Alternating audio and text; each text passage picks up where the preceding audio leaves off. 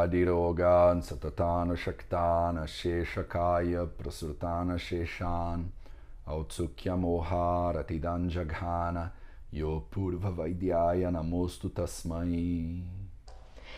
Bonjour à tous, je suis Rita de la chaîne Ayurnatur et aujourd'hui en collaboration avec Matej Macedo de la chaîne Vidaveda, on va continuer nos études de l'Ashtanga-Hridayam aujourd'hui avec la deuxième moitié du shloka numéro 22, Sutrasthana de l'Ashtanga-Hridayam. Premier chapitre.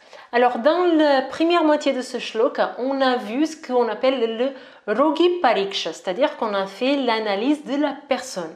Aujourd'hui, on va faire Roga Pariksha, c'est-à-dire qu'on va faire l'analyse de la problématique en particulier. Donc voici ce qui dit cette deuxième moitié du shloka numéro 22. Rogam nidana pragrupa lakshanopashayaptibihi.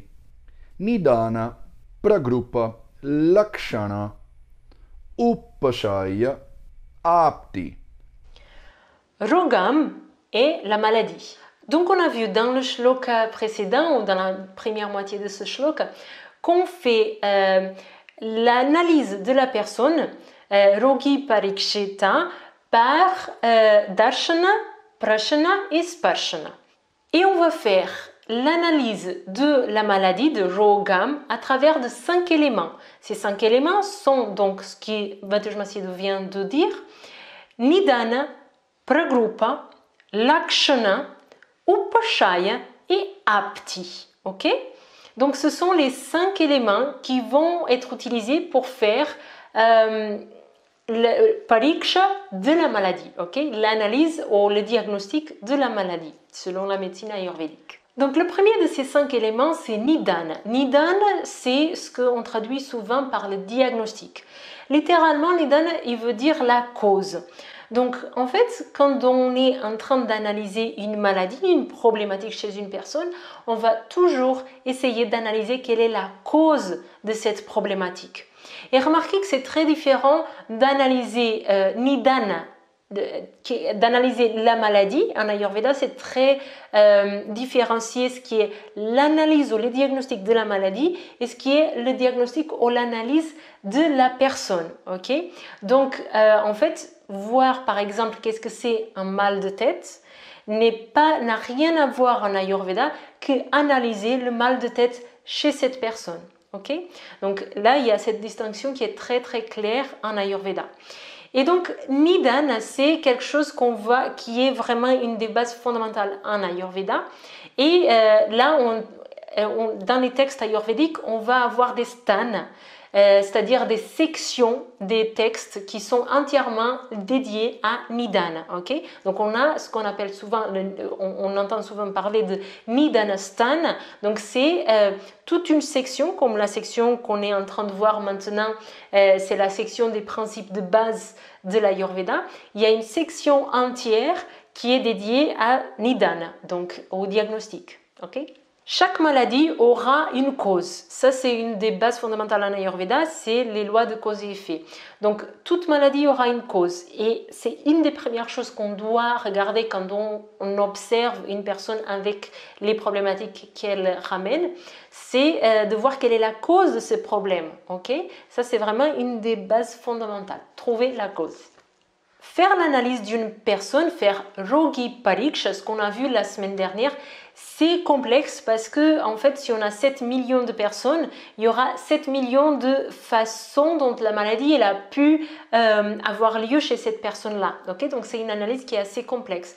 Et c'est pour ça qu'on a vu dans la première moitié de ce shloka qu'on a 3 façons de faire, d'analyser la personne pour déterminer qu'est-ce qui s'est passé. Donc on a l'observation, on a le toucher et on a le questionnaire. Donc la conversation et l'interprétation qui vient derrière de tout ça. Les maladies, c'est différent. Les maladies, elles arrivent dans un format spécifique. Donc, on arrive à regarder, à observer une maladie et lui donner un nom spécifique. Okay? C'est le cas, par exemple, de l'exemple que j'ai donné tout à l'heure de mal de tête. Donc, on peut dire, tiens, ça, c'est un mal de tête. Okay? Alors que le mal de tête chez la personne en particulier, il peut assumer des formes différentes, etc. Et il va falloir voir la cause encore.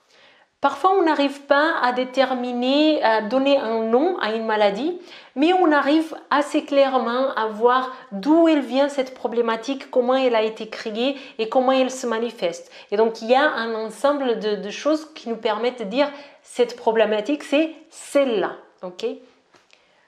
Pour déterminer donc ce mot de maladie, ce titre, ou déterminer donc à peu près quel est cet ensemble de choses qui nous font dire que la problématique est celle-là et pas une autre, il nous faut faire donc Nidana Pariksha. C'est la première chose, c'est déterminer donc la cause de la problématique. Donc en fait, quand on reçoit une personne au cabinet ou pour un veille pour un médecin quand il le voit à l'hôpital, quand la personne s'assoit en face, le thérapeute ou le médecin, il doit se poser la question, quelle est la cause de cette problématique? C'est-à-dire, la personne arrive avec une problématique. Et donc nous, on doit réfléchir, qu'est-ce qui a à un moment donné généré un déséquilibre des doshas pour que les doshas, par la suite, créent la maladie?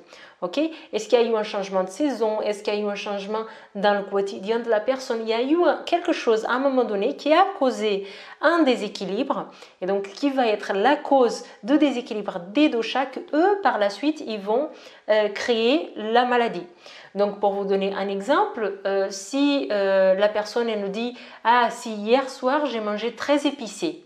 Et donc on sait que, on va voir ça beaucoup plus tard dans l'Ashtanga-hridayam, dans cet enseignement, on va voir qu'à un moment donné, tout ce qui est nourriture très épicée, ça va augmenter le dosha pitta.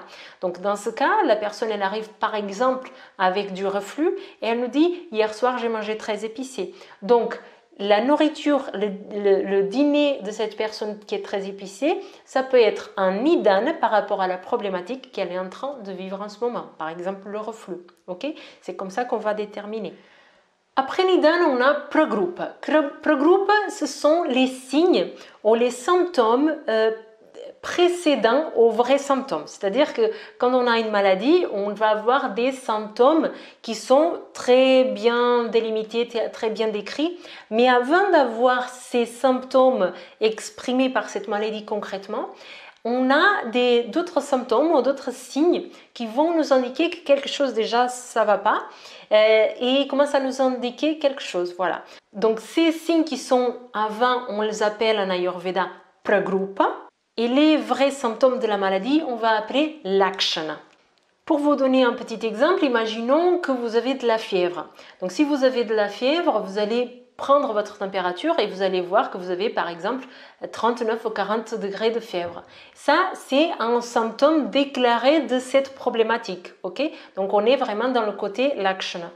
Par contre, si on a, avant d'avoir cette fièvre, on a peut-être eu une indigestion, on a eu peut-être la tête qui tournait un peu, on a eu peut-être la gorge qui était, on commençait à donner quelques signes avant d'avoir cette infection généralisée avec fièvre, etc.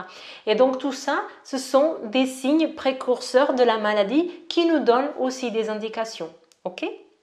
Donc, on a besoin de savoir nidana, la cause, pragrupa, donc les signes prédécesseurs, je ne sais pas comment on dit, les signes qui viennent avant les vrais signes, les vrais symptômes, lakshana, les vrais symptômes, et on va faire après le quatrième, c'est upashaya. Donc, cette quatrième partie, il s'agit d'un test, ok? C'est ce qu'on appelle en Ayurveda upashaya, nupashaya. Et c'est ce qu'on appelle en médecine allopathique le diagnostic différentiel. En fait, qu'est-ce qui se passe? C'est que une fois qu'on a établi ou essayé de comprendre quelle est la cause de cette maladie, qu'on a compris quels sont les signes précurseurs et quels sont les signes avérés de cette maladie, on a peut-être encore un doute parce qu'avec toutes ces choses-là, on va avoir peut-être un doute entre une ou plusieurs maladies. Donc on ne sait pas si c'est avec tous ces signes qu'on a, si c'est une maladie A ou une maladie B. Et du coup, qu'est-ce qu'on va faire? On va donner une méthode, on va donner un dravya, ça peut être un aliment, ça peut être une plante. On va donner quelque chose comme si on allait traiter. Et du coup, par exemple, imaginons qu'on ait un doute si la maladie que la personne présente est une maladie liée à Vata ou une maladie liée à Pitta. Imaginons que face à cette personne, je pense que c'est plutôt un problème de pitta. Okay? Donc je vais lui donner un dravya, par exemple un aliment, qui va diminuer pitta, mais qui risque d'augmenter, d'aggraver vata. Donc comme je ne suis pas sûre, je vais partir sur mon hypothèse et je vais donner cet aliment, ce dravya ou cette plante ou autre chose à la personne. Et donc c'est un test. Et la deuxième fois que je vois la personne, imaginons que sa maladie s'est empirée. Si sa maladie s'est empirée, ça veut dire que ce dravya, il n'était pas bon pour la personne parce que forcément, il a baissé pitta et augmenté vata. Et donc, ça veut dire que mon hypothèse, elle était fausse, que c'est plutôt un problème de vata.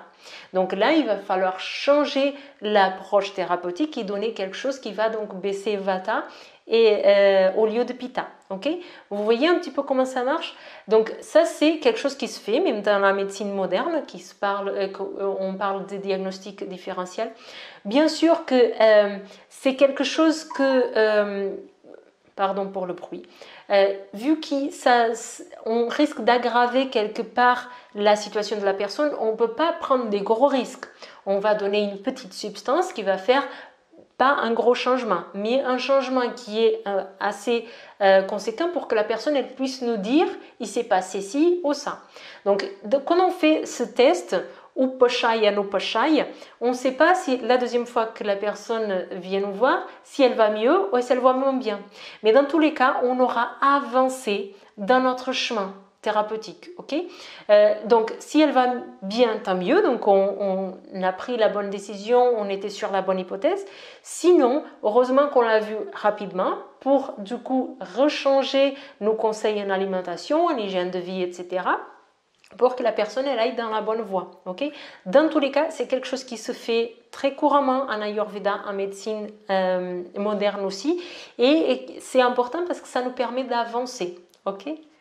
On est encore dans le début, encore une fois, on est encore dans le principe de base de l'Ayurveda, on est encore en train de présenter les choses petit à petit, donc n'ayez pas peur si le concept il est encore très difficile à comprendre, à mettre en place. Donc le but c'est que c'est pas au bout de quelques vidéos que vous sachiez faire Rogi et Roga Pariksha. Donc c'est normal si les notions ils sont encore un petit peu brouillons, ça va devenir de plus en plus clair et puis on a tout un stan sur Nidana, donc sur les causes, etc. Donc on va voir ça beaucoup plus en détail d'ici beaucoup de temps, d'ici des mois, des années peut-être, mais on va voir tout ça en détail, ok? Donc ne vous inquiétez pas si c'est encore brouillon. Alors maintenant on arrive à la 5e phase, donc une fois qu'on a vu les causes, les symptômes préliminaires, les symptômes vrais, si on était en doute qu'on a fait un test upashaya pour voir quelle est vraiment cette maladie, à quoi elle est associée, normalement, on arrive à ce qu'on appelle samprapti, apti ou samprapti. Et donc là, on a toute l'histoire de la maladie, toute la pathogénèse, c'est-à-dire qu'on a compris d'où est-ce qu'elle vient cette maladie, quel est son développement et où est-ce qu'elle va. Et une fois qu'on a compris toute cette histoire de la maladie, on va pouvoir dire dans cette personne à quel niveau, à quelle étape de la maladie il va être. Ok ? Donc on va déterminer par exemple si la personne est dans un début de fièvre ou avec une fièvre déjà bien installée, ou si elle est par exemple dans les cas de la médecine moderne, si on a un cancer, dans quel stade il est, si c'est stade 1, 2, 3, 4, quel est le développement de cette maladie, à quel moment de la maladie la personne se retrouve. Et selon l'endroit ou le niveau de la maladie où elle se trouve, la méthode thérapeutique qu'on va utiliser, elle est différente. Naturellement. C'est pour ça qu'on essaye de chercher ce moment spécifique chez la personne. Voilà ce qu'on voulait voir dans cette deuxième moitié du shloka numéro 22. N'ayez pas peur si vous n'avez pas tout compris, si ça reste encore très vague, toutes ces notions-là. Pour que vous ayez une idée, dans le cours de BAMS, donc dans les études universitaires d'Ayurveda en Inde, ils étudient pendant une année entière simplement le Nidana, ok? Et puis il y a une spécialisation, une fois que c'est fini les 5 ans et demi de BAMS, il y a une spécialisation de 3 ans rien que sur Nidana. Donc Nidana, il y en a beaucoup à parler et ne vous inquiétez pas si au bout d'une petite vidéo de 10 minutes vous n'avez pas tout compris, c'est normal, ok? Donc on va voir beaucoup plus en détail dans les vidéos qui viennent. Et puis là on est dans l'Ashtanga Hridayam, après on verra la Charaka Samhita, la Sushruta Samhita, donc on a le temps de voir et de revoir tous ces concepts, ok? Comme il dit Mateusz Macedo, la médecine c'est quelque chose à apprendre toute une vie, donc ne soyez pas pressés, on va voir les choses petit à petit, couche par couche, un petit peu par petit peu. Donc voilà ce que ce shloka numéro 22 voulait nous dire. Donc la semaine dernière, on a vu Rogi Pariksha, donc l'analyse de la personne, ou le diagnostic de la personne. Et aujourd'hui, on a vu Rogam Pariksha, donc l'analyse de la maladie. Je vous invite à vous abonner à la chaîne Vidaveda, à la chaîne Ayurnatur, à liker, à mettre un commentaire, vos suggestions, vos questions, à vous abonner sur le lien pour soutenir les chaînes Vidaveda et Ayurnatur. Si vous parlez portugais, je vous invite à regarder toute la chaîne de Mateusz Macedo parce qu'il y a vraiment beaucoup de contenu très intéressant, beaucoup plus que ce que je traduis là. Voilà, et sinon je vous dis à la prochaine vidéo. Merci.